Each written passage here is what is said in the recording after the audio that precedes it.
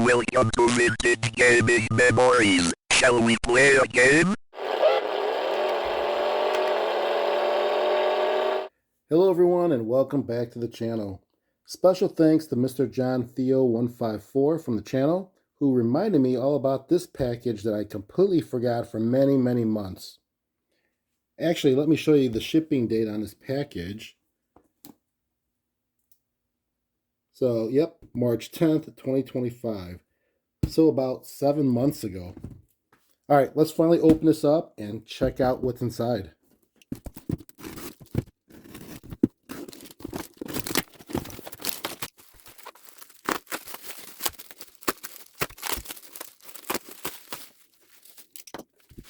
Here it is. This is a 1980 Kenner Electronics Redline drag racing game. Now, I made a video back in November of 2024 on this exact game, but I said I wanted to get a second one because there's a feature in which you can connect two of these together and play head-to-head. And so here we are. The only thing is I hope that this one works. Now, the listing stated that it does turn on, and I did chat with the seller a little bit more to get some details. Now, he said to me that this was his father's toy, which is great to know because in my mind, I kind of think that means it hasn't been passed around a lot and might have been well kept. He also said that it turns on and you can hear the engine sounds, but it seems like the controls are a little bit off. Not sure what that exactly means, but I figure it's worth a shot to see if I can get this to work.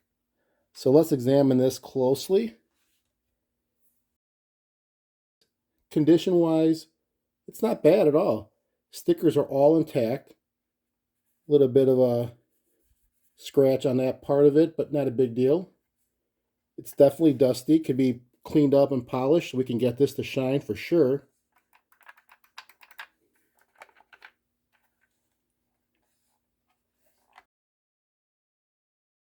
The plastic is really good condition. I don't see any cracks on it. The battery compartment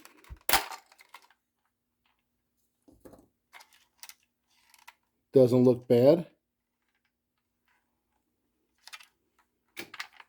All the screws are there. So, I think this is physically looking pretty good. What I want to do is put some batteries in, two 9-volt batteries, and let's just see what happens.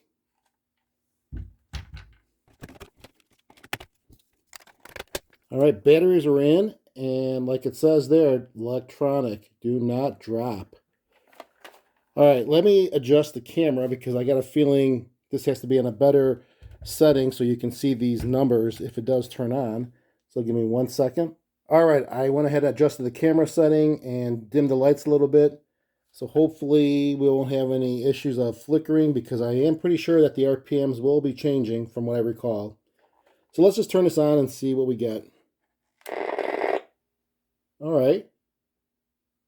Oh, so that's the, I remember now, that was the actual red line that it indicated. It was just under 7K, and that's for a stock car. So if you change the setting to modified, that's the red line at that game setting, which is at under 9K. Funny car, just under 10K.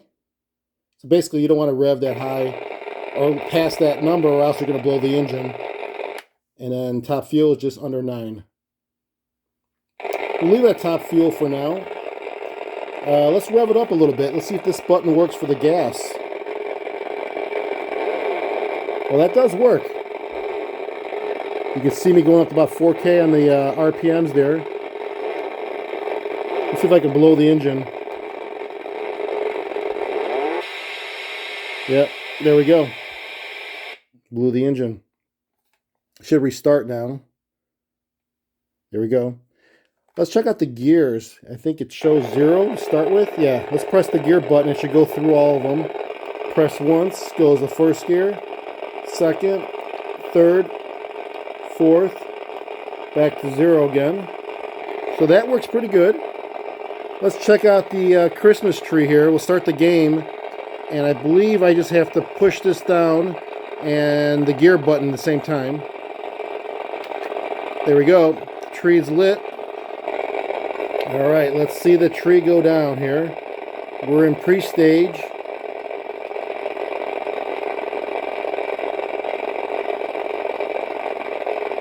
Stage.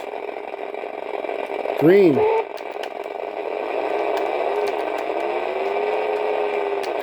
I can't really see because I'm looking through the camera. All right, that's not great. Let's see what the time is on that. 237 miles an hour. This does seem to work. So let's take the batteries out and we're going to open this up, check it out on the inside, clean it from the inside out. We'll do some deoxit probably in here too because I'm sure we could use it. And we'll see what's going on.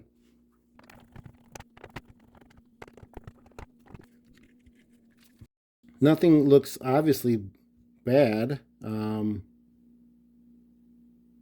Hard to tell, but we're going to have to definitely remove the PCB from the controls, which has a few screws holding it down.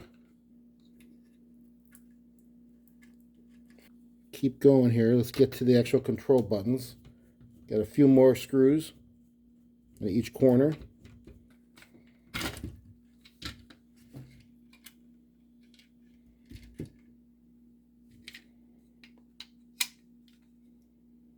All right, well, we have the PCB removed from the front cover. We'll clean these buttons out for sure.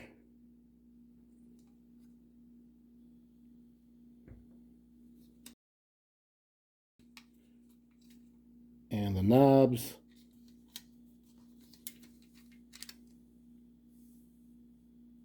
Get all that cleaned up, as well as all the plastic.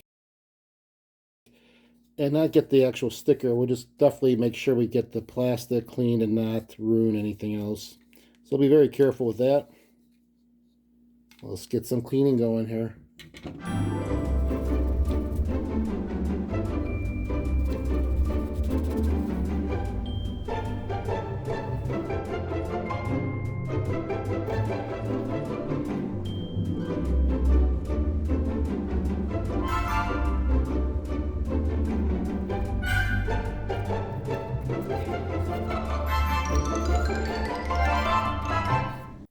All right, well, as you can see, everything is still apart. However, everything's also been cleaned and polished. I polished it with the Novus product line. And I also did some cleaning on the contacts with some deoxit. Gave a shot here and there. Right here is one of those places I did it with, which is the dial for the racing type. And this is what I mean by the racing type. The dial would be right there. And I also sprayed it on the power and on and off switch, which is on top. So hopefully that will give it some better conductivity when we use it. Just to take a look at this PCB, maybe on the top, bottom, and also the inside, since we have it open here. Let's see what we're looking at. So here are 3 buttons. You can see these contact buttons.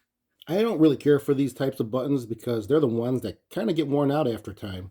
It's really just a flimsy metal contact that gets pressed down over and over, and then after a while it just won't spring up because it's flattened, and then you end up not getting a good contact when you press the button down. Let me show you how it looks currently. They're not bad, but it was kind of, I guess, kind of mushy, we could call it that, when I was using the buttons, just pushing them down before I opened it up. So the buttons are for the gas, the gear, and then this button here is really the push button for the starting of the game. And all it does is push plastic against this metal, which makes a contact onto the board. Anyways, we're going to deal with it because it did work when we powered it on and tested it. Also on this board, you can see a lot of the cool circuitry inside. I'll give you a really close view. You can see a lot of the resistors, capacitors, even some chips on the bottom here.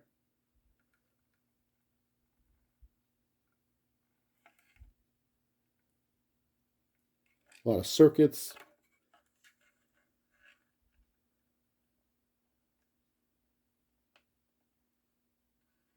I just want to give you a glimpse of this before I put it all together again so you can see what's involved with this, or at least what's inside and what's the brains of this game. What we really came here to test was this little port, which would be a connection between this game and another game of the same type.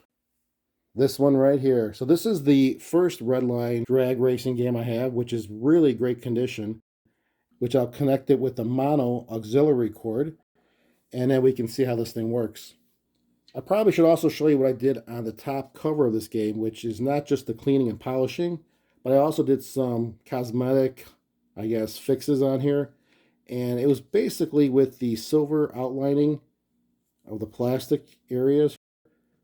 They were kind of scratched up a bit, and you could see underneath the paint, which would then be actually the red plastic. And some of the stickers, you can kind of still see it, but a lot of the sticker areas had some white showing because the sticker itself, the paper, was peeling back. So all I did to fix those two things were, believe it or not, I used a Sharpie for the black areas that need to be colored back in. And then for the silver areas on the plastic itself, what I used was some paint markers, just the silver one, this one right here. And I've used this before in other games, so it works great. I just want to kind of make it look a little bit better. It's not perfect, but it's definitely a lot better than before. You're not drawing your eyes to the areas where you can see scratches or the whites in spots that should be black. This is ready to go. Let's put this all back together again, and then we'll go ahead and see if it still works, and then we'll try to do the head-to-head game between one Redline and another Redline. Okay, everything put back together, and it looks great. Batteries are also inserted, so we are ready to go. So let's make sure this thing still works. Let's turn this on and see what happens. Okay, that looks good. And that sounds good. Let's go and toggle through the gears to make sure the button works.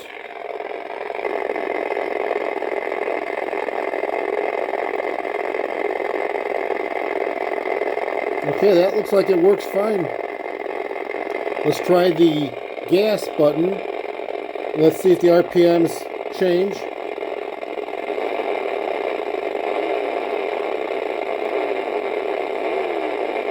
That looks great too, and sounds good. Let me just turn this off for a second. I think we're ready to go because we know this thing works. And this video really isn't to show how to play this game. And if you wanted to see that, check out my first video on the Kenner Electronics Redline game, which I go through everything. This video is primarily, as I mentioned in the beginning, is to see this go head-to-head with another one. All right, so now what's next? Well, next would be to bring in another one. So we're going to put these two together, side by side. And the sad thing is I have no one else here to play the other one. So I'm going to have to try to do this with two hands. But really the goal of it is just to show how this works together. So we're going to go and plug in. This is a mono auxiliary cord. It's not stereo. So we're going to plug this in.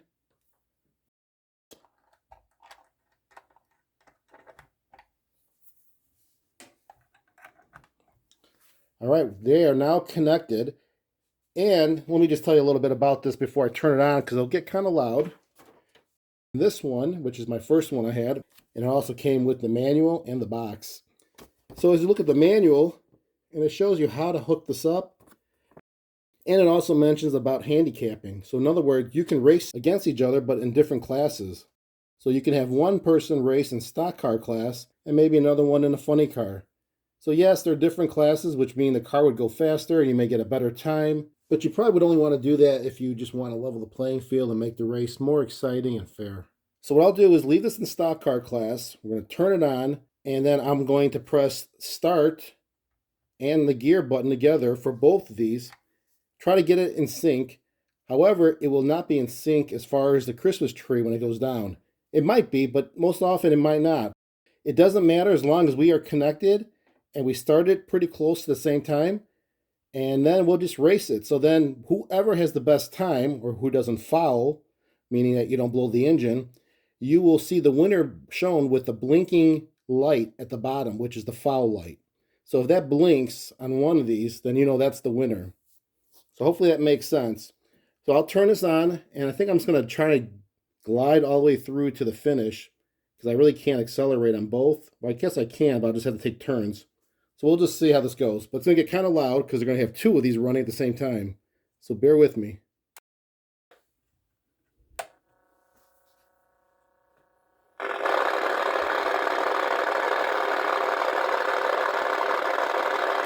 All right, so we are ready to go. I'm going to try to do this with two hands.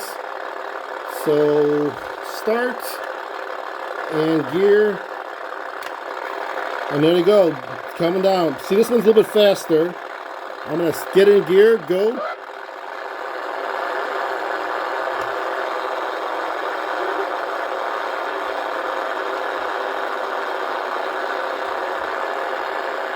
You can see the progression towards the finish. This one's ahead. So we'll keep going.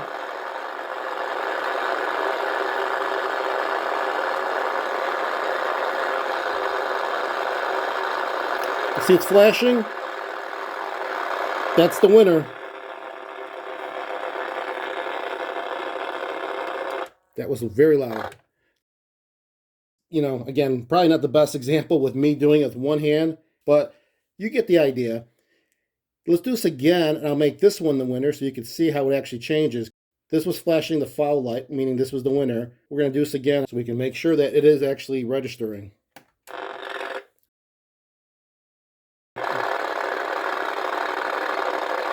All right. Here we go. This one's going faster, it seems like.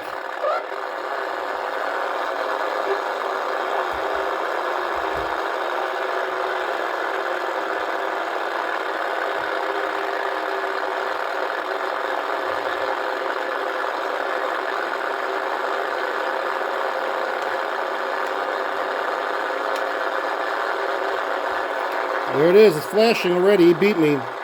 You can see that one's still running. That's the winner.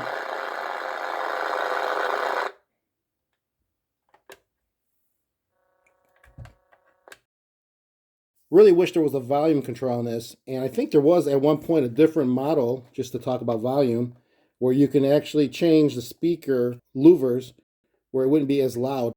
But if you can hear the difference, let me just turn this on.